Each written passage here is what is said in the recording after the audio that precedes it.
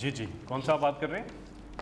میں فیصل آباد سے ڈاکٹر محمد سعید اختر بات کر رہا ہوں جی جی جی ڈاکٹر صاحب. جی میں خارجہ امور کے حوالے سے بات کرنا چاہوں گا. اس سلسلے میں 3 مسائل کی نشاندہی کروں گا. 2 مسائل تو 20ویں صدی کے وقت سے نوآبادیاتی طاقتوں کے پیدا کرتا ہے. ان میں ایک مسئلہ فلسطین ہے. یہ بات قابل اطمینان ہے کہ غزہ میں جنگ بندی ہو گئی ہے، مگر جناب وزیر اعظم اب آگے کیا ہوگا؟ صہیونیوں کی طرف سے فلسطینیوں کے غصب شدہ حقوق کو مستقل طور پر کیسے بحال کرایا جا سکتا ہے؟ اور پاکستان فلسطینیوں کی قومی تحریک کی مستقل کامیابی کے لیے کیا کردار ادا کر سکتا ہے؟ دوسرا مسئلہ کشمیر ہے. یہ ریجنل کوآپریشن کی راہ میں سب سے بڑی رکاوٹ ہے. آپ کی حکومت کا موقف یہ ہے کہ انڈیا جب تک 5 اگست 2019 کے اقدامات واپس نہیں لیتا اس سے کوئی بات چیت نہیں ہو سکتی. جناب وزیر اعظم، اگر وہ واپس نہیں لیتا تو پھر پاکستان کی سفارتکاری کیا ہوگی؟ کیا ہم اتنے بڑے ہمسائے سے منہ موڑ کے بیٹھے رہیں گے جبکہ کہا یہ جاتا ہے کہ we can change friend not neighbours? جی پہلے تو میں کشمیر کے اوپر بات کر دوں. لیکن مسئلہ کشمیر کا اس وقت یہ ہے، اس میں کوئی شک نہیں کہ اگر ہماری ہندوستان سے تعلقات اچھے ہوں، ایک طرف ہمارے پاس چائنا دنیا کی سب سے بڑی مارکیٹ ہے، دوسری طرف ہندوستان جو 1 ارب سے زیادہ آبادی ہے وہ بڑی مارکیٹ ہے، ہماری تجارت شروع ہو جائے، کنیکٹیوٹی ہو جائے، تو یہ تو ساری دنیا میں یہ ثابت ہو چکا ہے.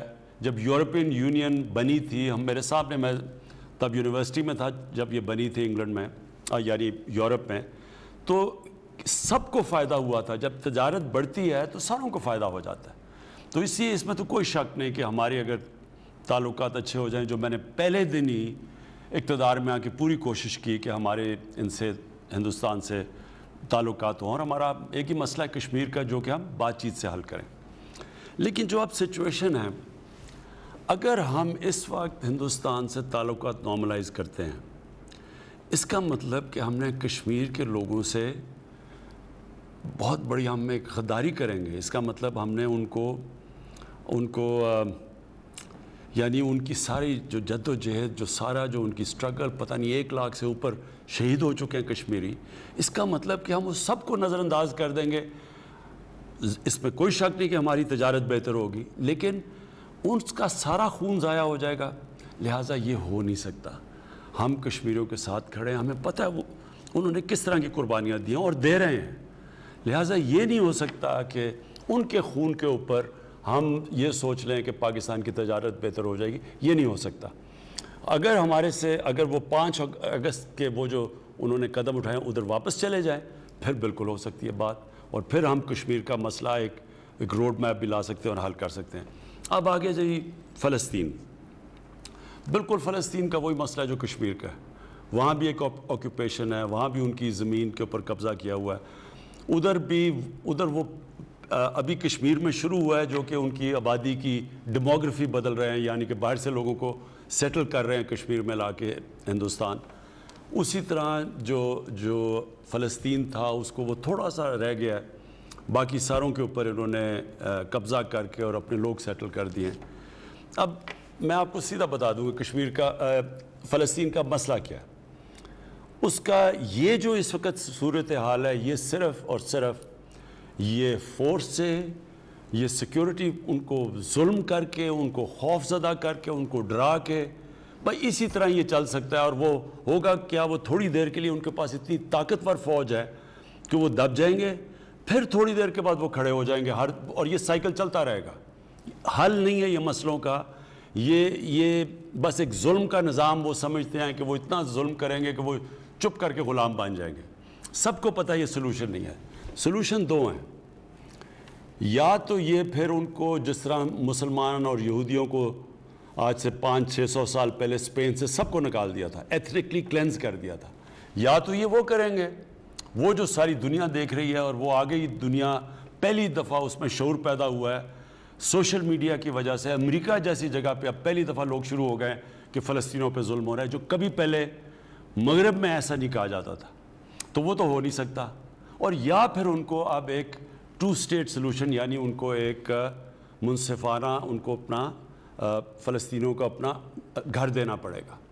اور میرے خیال میں اس وقت جو انٹرنیشنل میڈیا میں بھی اور جو دنیا میں اب شعور اور جو جس طرح کی موومنٹ چل پڑی ہے، میرے خیال میں اب آپ دیکھیں گے کہ یہ موومنٹ جائے گی ایک فلسطینیوں کو ایک ان کو سیٹلمنٹ کے لیے، جی آپ ٹو اسٹیٹ سلوشن.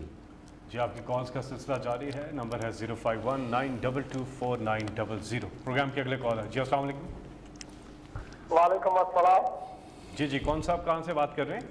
سر میں واحد پاکستانیوں مدین سندھ سے بات کر رہا ہوں.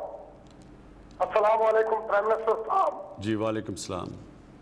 مجھے آج تو میں اللہ کا لاکھ شکر ادا کرتا ہوں کہ جس نے ہم پسماندہ غریب لوگوں کی آواز، پیاسے لوگوں کی آواز آپ کے یہاں پہنچائی. اس امید کے ساتھ کہ انشاءاللہ ہمارا جو درد ہے اس مسئلے کا حل آپ کے یہاں سے نکلے گا. پرائم منسٹر صاحب، ہم یہاں پہ مدین کے لوگ پیاسے مر رہے ہیں. ایریگیشن کا نظام یہاں پہ جو ہمارے سندھ کا ہے یہ بالکل کرپٹ ہے، جس کی وجہ سے پانی کی منصفانہ تقسیم نہیں ہے. اور پرائم منسٹر صاحب ایک اور کہ سندھ میں بہت طاقتور لوگ رہتے ہیں اور جو غریبوں کا، ہم جیسے غریبوں کا خون چوس کے سندھ میں ریگستان بنا رہے ہیں. پرائم منسٹر صاحب، ہمیں سندھ سے سندھ حکومت سے یہ بولا جاتا ہے کہ پانی وفاق سے نہیں آ رہا. اور ابھی کچھ دن پہلے یہاں پہ الیکشن ہوا تھا، ضمنی الیکشن، جس میں 2 دن پہلے وزیر جو آبادی کا منسٹر ہے اس نے اور ڈائریکٹر سیدھا نے 19 نئے پیوز کا آرڈر کیا ہے. اور ہمیں کہا جاتا ہے کہ ہمارے پاس پانی نہیں ہے. ہم آپ سے یہ اپیل کرتے ہیں پرائم منسٹر صاحب کہ سندھ کے پانی پہ رینجر کو تعینات کیا جائے.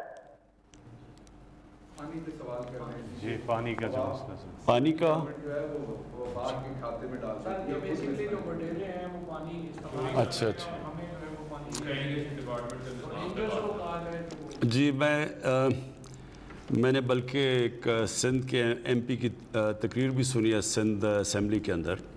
دیکھیں 2 مسئلے ہیں. ایک مسئلہ کہ سارے پاکستان میں پانی کا مسئلہ، میں اس کے اوپر تو آپ کو اس وقت اپنی قوم کو اس چیز کی ایک چیز واضح کرتا ہوں کہ 10 ڈیمز انشاءاللہ ہم بنا رہے ہیں جو شروع ہوئے ہیں اگلے 10 سالوں تک. یعنی ہم وہ جو کہ پاکستان کو 50 سال پہلے کام کرنا چاہیے تھا وہ انشاءاللہ ہماری حکومت آپ کو کر کے دکھائے گی. کیونکہ ڈیمز اس لیے چاہیے کہ پانی کو روکنا ہے، ریزروارز بنانے ہیں. ہمیں ریزروارز بہت پہلے بنانے چاہیے تھے، کیونکہ جیسے جیسے آبادی بھی بڑھ رہی ہے اور کئی طرح یہ گلوبل وارمنگ کی وجہ سے پانی بھی کم ہو رہا ہے، تو جو پانی صوبوں کا حصہ ہے اس ساروں میں کمی آ رہی ہے. لہٰذا اس کا طریقہ یہ ہے کہ پہلے ڈیمز بنائیں اور پھر صوبوں کے اندر منصفانہ تقسیم کی جائے. ابھی تک مجھے حیرت یہ ہے کہ ٹیلی میٹری سسٹم یہ ایک ٹیکنالوجی ہوتی ہے جس سے پتہ چل جاتا ہے کہ کس صوبے کو کتنا پانی جا رہا ہے. وہ ٹیلی میٹری سسٹم ہی نہیں کام کر رہا. اب ہم وہ اس کے اوپر پوری خرچہ کر رہے ہیں اور یہ اس ٹیکنالوجی کے اوپر انشاءاللہ یہ تھوڑی دیر کے پر ساری جگہ پہ لگ جائے گا. تو پہلے چیز تو ایک پانی کے اندر اضافہ، ریزروارز بنا کے. اگر ریزروارز نہیں بنتے پانی میں اضافہ نہیں ہوگا اور آگے مزید پانی کا شدید پرابلم آ سکتا ہے. دوسرا کہ جب وہ پانی آ جائے تو پھر منصفانہ تقسیم ہو، یعنی سارے صوبے سمجھیں کہ ہمیں جو ہمارا شیئر ہے وہ مل رہا ہے. تیسری چیز جو کہ ڈسٹریبیوٹ، یہ بھی ایک بہت بڑا ایک مسئلہ بنا ہوا ہے، کیونکہ جو بیچارہ کمزور اور غریب ہے، کسان ہے، اس کے پاس پانی نہیں پہنچتا، اس کا پانی چوری ہو جاتا ہے. اور جو میں نے ابھی سندھ اسمبلی میں سنا تھا ایک رولنگ پارٹی کے، پیپلز پارٹی کے ایم پی نے، تو انہوں نے بھی یہ کہا کہ وہاں جو طاقتور ہے وہ اپنی زمین میں پانی لے جاتا ہے اور بیچارہ جو کمزور ہے اس کی زمینیں خشک رہتی ہیں. تو اس کے اوپر بھی ایک ہم بات کریں گے کہ اس کے اوپر کیا سسٹم ہے. اپنے جو ہمارے نیچے صوبے ہیں ان کے اندر تو ہم یہ انفورس کریں گے، لیکن سندھ کے اندر سندھ کی حکومت کی یہ ذمہ داری ہے کہ جو کمزور ہیں بیچارے ان کا کام ہے ان کو پانی پہنچانا. اور انشاءاللہ دیکھیں گے اگر ان کو ضرورت پڑی रेंजर्स की जो कि उसने मांगी थी, जो MP हैं जिन्होंने तकरीर की असम्बली में, हम रेंजर्स भी प्रोवाइड करेंगे। जी, आपकी कॉल्स का सिलसिला जारी है। प्रोग्राम के अगले कॉलर, अस्सलाम वालेकुम। जी अस्सलाम वालेकुम जी। जी वालेकुम सलाम जी, कौन सा बात कर रहे हैं, कहाँ से? मेरा नाम हामिद सईद है जी, मैं लाहौर से बिलोंग करता हूँ। प्राइम मिनिस्टर साहब से बात करनी है। जी जी जी हामिद। जी अस्सलाम वालेकुम सर, प्राइम मिनिस्टर। वालेकुम सलाम जी। वालेकुम ठीक है, सलाम खैरियत है सर? जी। अच्छा सर, मेरा एक क्वेश्चन है, मैं जल्दी करूंगा। फैसल जुबैर साहब से रिक्वेस्ट है, जरा जल्दी ना काटिएगा। सर पहला क्वेश्चन मेरा ये है कि SL3 जो रिंग रोड है उसका सर क्या फ्यूचर है, कब तक ये आपकी गवर्नमेंट जो है उसको बना देगी? तीसरा मेरा सर, आपने पहला ही क्वेश्चन दूसरे क्वेश्चन में जवाब दिया था कि जो सोसाइटीज हैं इनलीगल, उनके बारे में आप कोई एक्शन ले रहे हैं, लेकिन सर मसला ये है कि हर गवर्नमेंट ये कह देती है लेकिन एक्शन नहीं लेती सर। क्योंकि होता ये है कि जो ओवरसीज पाकिस्तानी है वो पाकिस्तान में पैसा इन्वेस्ट करते हैं और उनको 4-5 साल बाद पाकिस्तान आते हैं तो पैसा उनका बिल्कुल डूबा होता है सर, तो पता लगता है कि सोसाइटी नहीं है। लेकिन सर जो आप इम्प्लीमेंट करना चाह रहे हैं सर, इसको एक लॉ बनाएं प्लीज, एक रिक्वेस्ट है, ताकि कोई भी एक एवरेज आदमी, एक जो बंदा पेंशन लेके बाहर आता है वो पैसा लगाता है, उसको अगले साल पता लगता है जी कि वो सोसाइटी प्लॉट ही नहीं दे रही। ये बिल्कुल, ये जो आपकी सोसाइटी, मैं आपको कहा कि इसकी 5 महीने से हम इसकी तैयारी कर रहे हैं।